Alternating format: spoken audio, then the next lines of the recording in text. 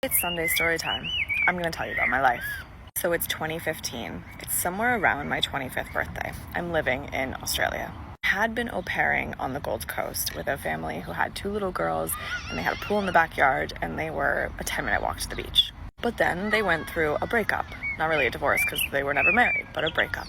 And I was there taking care of the girls through the breakup. Fun. Not the point of the story. I ended up moving with the mom and the 2 little girls to Orange. And if you know Australia, you'll know that that is a rural town in New South Wales, over the mountains from Sydney. There's not a whole lot going on in Orange.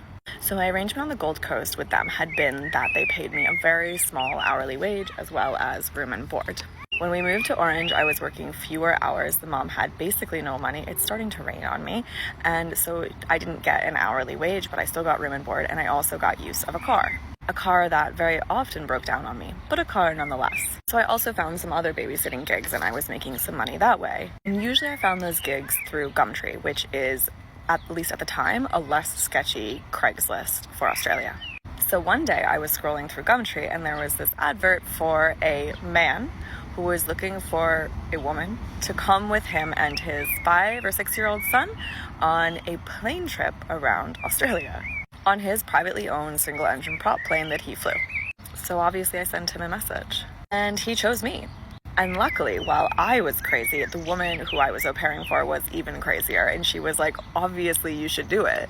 I did tell my mother that I was doing it and she was not very happy about it, but I went anyways, obviously. So he was coming from Sydney, but I was in Orange. So he flew his little plane from Sydney to Orange. The first time I met this man was in the Orange airport, which isn't a real airport. It's only for private planes. Like, it's just a little landing strip, and I don't know that there was even actual security. He had given me a weight of how much stuff I could bring, so I had a little bag, gave him the bag, put it in the plane. We all said hello.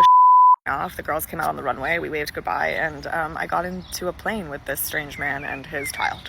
You can see I'm here, I am alive, everything was fine, but was I freaking out? Obviously.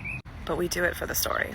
Okay, so we literally take off from Orange and we're at cruising altitude, which is much lower in this kind of a plane. You can see things below you, you can see everything across Australia. It's actually really cool. If you ever get a chance to go on a plane like that, do it, because you'll see a lot.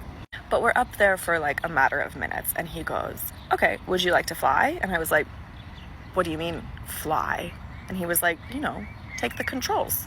I was like, but we do it for the story, right? Of course I would love to fly. Thank you so much, strange man. So, if you're in one of these planes, the 2 people in the front can both have controls. There's controls in front of both of you, so you don't need to move. He can be controlling while I'm also controlling. So he walked me through what I needed to do, and then he goes, okay, you're flying, which means that he took his hands and his focus off the controls.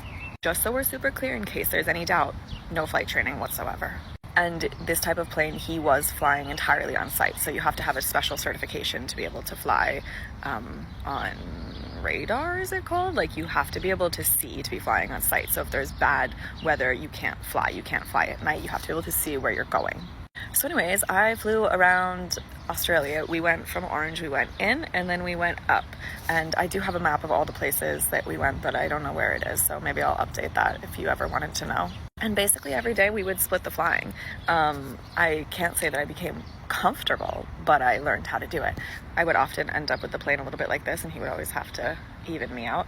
But I did learn a lot about, when you're on a plane, all the things that you feel, what they mean, and prior to this trip, I actually was going through a period of my life where I was having a lot of anxiety flying commercially, and after this, I was like, easy.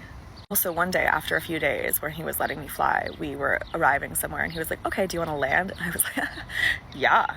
And this was one of the dodgiest airports because there was cliffs on 2 sides, and we had to kind of come in around the cliff, and the air was really bumpy, because of the mountains, there's a lot more turbulence in the air.